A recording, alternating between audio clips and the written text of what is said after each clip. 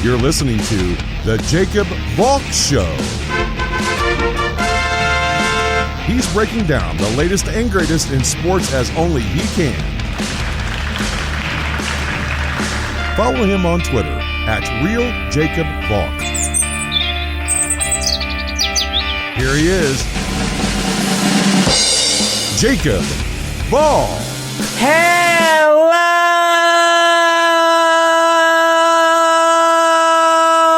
sports fans! Welcome to my 2020 New York Jets draft recap here on the Jacob Valk Show. I am Jacob Valk, and I'm really happy to be doing this. For once, I can't kill the Jets. I'm really happy with what they did. You know, Joe Douglas had a plan, and he executed it. He was going to build through the draft. He wasn't going to look to build through free agency. I thought it was the wrong decision. I still think it's the wrong decision. I'd have liked them to have gone gung-ho for the division title now that Brady is out of the AFC East. But Douglas stuck to his vision, and he had a very good, bordering on great draft. I'm going to recap all their picks. I'm going to recap everything that they did. I'm not going to talk about Mekhi Becton, though. I did that on Friday. I don't want to beat a dead horse. The one thing I'll say is, it's an A to me. It's not an A+. Tristan Wirfs would have been an A+, but I really like Becton. A lot of people are saying that he has a higher ceiling than Wirfs.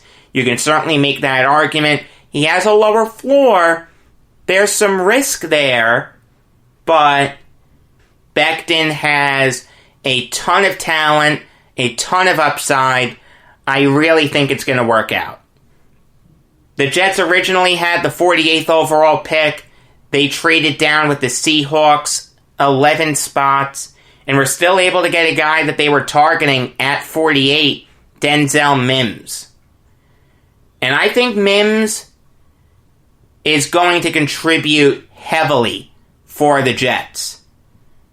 This guy is the quintessential reason why teams that needed a wide receiver should have passed on them in the first round, because they can get first-round talents in the second round. Denzel Mims in any other draft would have been a late first-rounder. He's a guy who I had as the 55th best prospect in this draft. ESPN was even higher on him. They had him at 46. Jack of all trades, master of none. Had great production at Baylor last year. 66 catches for over 1,000 yards and 12 touchdowns. You put him with Perryman, Crowder, maybe Nunwa, maybe Josh Doctson, maybe Braxton Berrios, maybe Vincent Smith. Look, it's still not a great wide receiver core, but Mims is going to be a really good addition to the team. I expect him to contribute immediately, and there wasn't a single Jets fan that was upset about that pick. You can include me in that group. I really liked it. This next pick really caught me by surprise. And it probably means that the Jets are going to trade Jamal Adams or move on from Marcus May soon. Ashton Davis, out of California, was the 68th overall pick. Now, it's nothing against Davis, the player.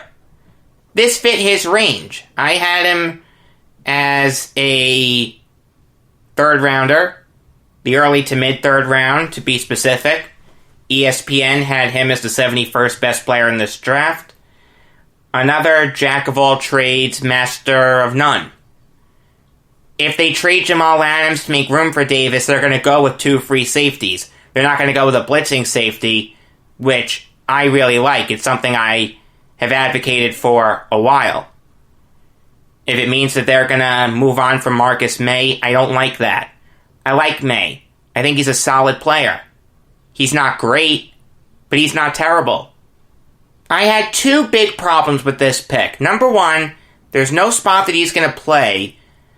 You don't take a backup in the 3rd round when you have a ton of needs. And that plays into my second point, that Zach Bourne was still there. He was taken 6 picks later by the Saints. This is a guy who I had as the 31st best prospect in this draft. And Nick had going 26th overall. I seriously thought of having him go to the Patriots at 23. The fact that Bourne wasn't this pick was terrible. This was the worst pick that the Jets made by far. Nothing against Davis, but they had bigger fish to fry. If they trade Jamal Adams, then I'm going to bump the grade up, but for now, it's probably a C+. The Jets did take an edge rusher, though, with their next pick, Jabari Zuniga. I really like that pick. He'll be a solid player for the Jets. Another jack-of-all-trades, master of none. A lot of people don't like his pass rushing skills. And yeah, they're not good right now, but I think they can get better.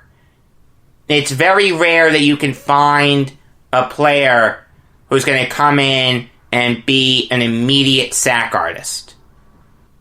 Zuniga played 4 years at Florida and only had 19.5 sacks. That's not good. That's less than 5 sacks a year. He only had 3 sacks last year.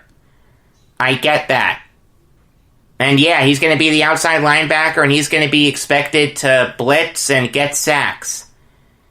He'll be lucky to get 4 sacks next year for the Jets. But the potential is there. I like the pick. He'll be a solid player. Greg Williams, I think, is going to work with him. And I think he can get Zuniga to the next level. I thought it was a solid pick. LaMichael Perrine was a really, really good pick for the Jets. This fit his range to me as an early 4th rounder. I knew they were going to draft a backup. And Perrine is going to be a really good backup for Bell. Make no mistake about it, Bell has injury concerns. And Adam Gase has done this before. He's drafted running backs later in the draft and has made them look really good. Perrine's another jack-of-all-trades. He can't be the bell cow back right away, but that's okay. They still have Le'Veon Bell. Perrine could be a very good handcuff back in fantasy football. I'll get more into that on Friday, but if you're looking for a handcuff back in a deep league, you could do worse than LaMichael Perrine. I think he'll be a solid player for the Jets. Nothing great, nothing incredible, but a solid back. A guy who, if he played all 16 games as the bell cow back, would get somewhere between 800 and 900 rushing yards. James Morgan caught a lot of people by surprise, including me. The fact that the Jets took James Morgan over Jacob Eason was really surprising to me. But I actually don't mind it. This is a guy who has the potential to grow into something pretty darn good. He'll never be great. He'll never be a Mahomes. He'll never be a Rodgers. He'll never be anything like that. But he could turn into a solid player in this league. Mel Kiper raved about him. And I know why. 6'4", 229 pounds. Prototypical pocket passer. Didn't have a good year at FIU. But A lot of people there praised his leadership skills. He was a team captain. A lot of people, when they're looking at quarterbacks in the draft, want them to be team captains. LaMichael Perrine also was a team captain. So the Jets were targeting leadership in the third day of the draft. Very, very sound strategy. Morgan's probably going to be the backup next year. Either him or David Fales. I'd have liked it to have been someone better. But I don't mind the idea of Morgan getting the work if Darnold gets hurt.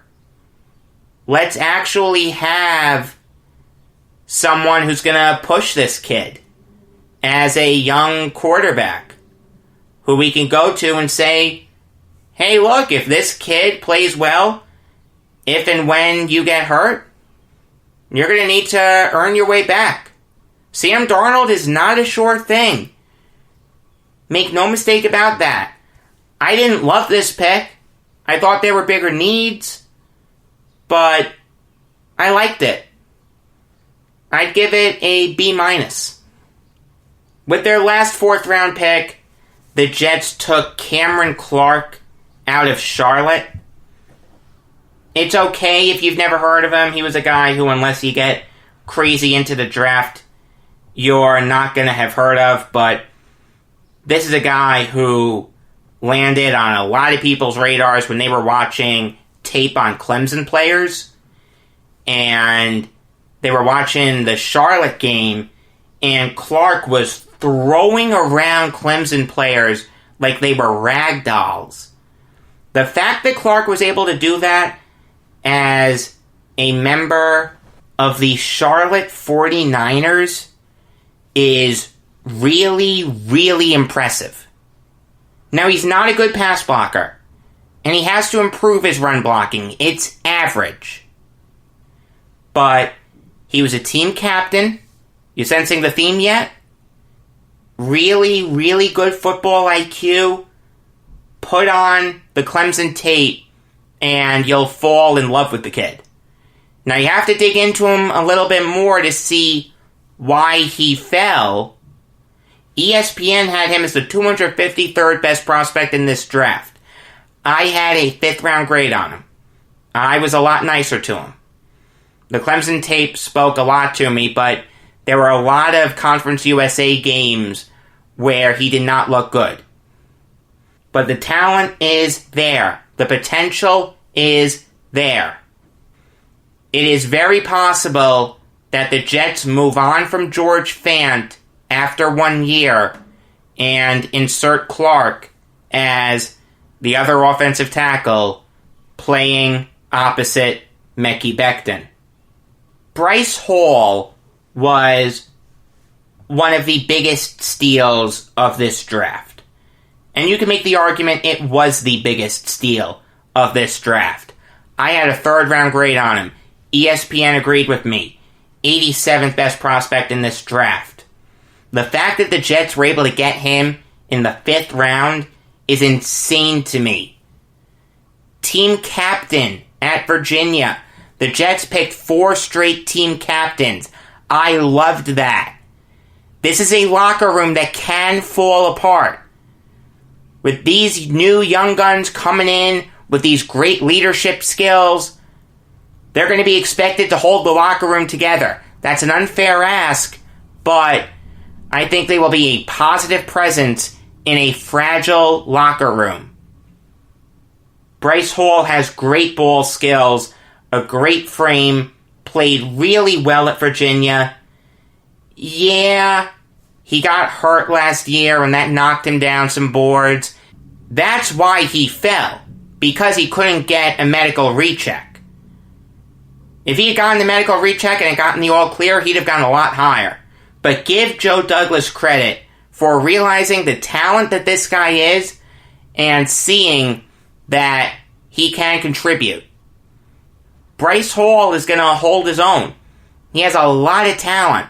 I loved that pick. That was probably the best pick that the Jets made. The last pick they made was Braden Mann.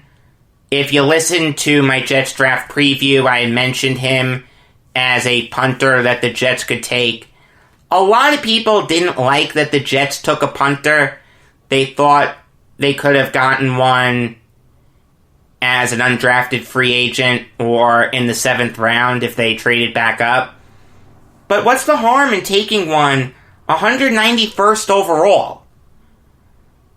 That's fine. I like Braden Mann. I think he's going to be a solid punter in the next level. Why are you killing that pick? That makes no sense. It fills a huge need for the Jets.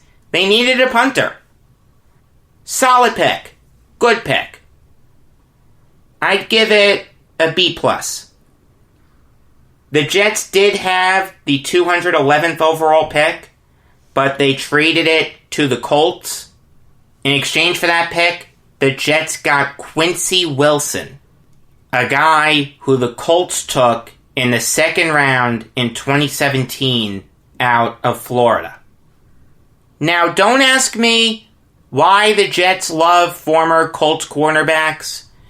Nate Hairston and Pierre Desir are not world beaters. I don't know why the Jets love these guys, but Quincy Wilson has a ton of potential. Came into the league and had a 71.1 overall grade according to Pro Football Focus. The year after, 69.9. And then last year, he fell off a cliff. Was the worst defensive player on the Colts, according to Pro Football Focus. He had an egregious 30.2 overall grade. But this is a kid with a ton of potential. I told you what he did in 17 and 18. And look, Greg Williams can work with him. There's no question. Williams is one of the best defensive coordinators in the NFL. If he can't get Wilson back to his former self, no one can. I thought that was a great trade by Joe Douglas to turn a late 6th round pick into a former 2nd rounder, a guy who has contributed in the NFL and is still only 24 years old. That's a great move. The Jets easily won that trade. And now the Jets cornerback group looks like Pierre Desir, Bless Austin, Bryce Hall, Quincy Wilson, and Arthur Mollett. That was in no particular order, by the way. That's not good. It could be a lot better. But it has potential. It has upside. Greg Williams is going to have his work cut out for him. There's no question. But give Douglas credit for making a concerted effort to make his cornerback group better in the past 72 hours. Overall, I'd give their draft as a team a B+. All their picks filled needs, which I loved. I like that they traded down and were able to fill their needs with really talented players. Denzel Mims is going to contribute immediately. James Morgan should be a good long-term backup. And Cameron Clark has the potential to be a good offensive tackle in this league. You can't get mad at this draft if you're a Jets fan. The only pick that you're allowed not to like is the Ashton Davis pick. But if the Jets trade Jamal Adams for a king's ransom, then believe it or not, I'll bump their grade up from a B+ to maybe an A-. Regular episode of the Jacob Valk Show will come early afternoon. Until then, I am Jacob Valk saying that I can still steal bases, I can still run, I can still hit, and I can still make errors.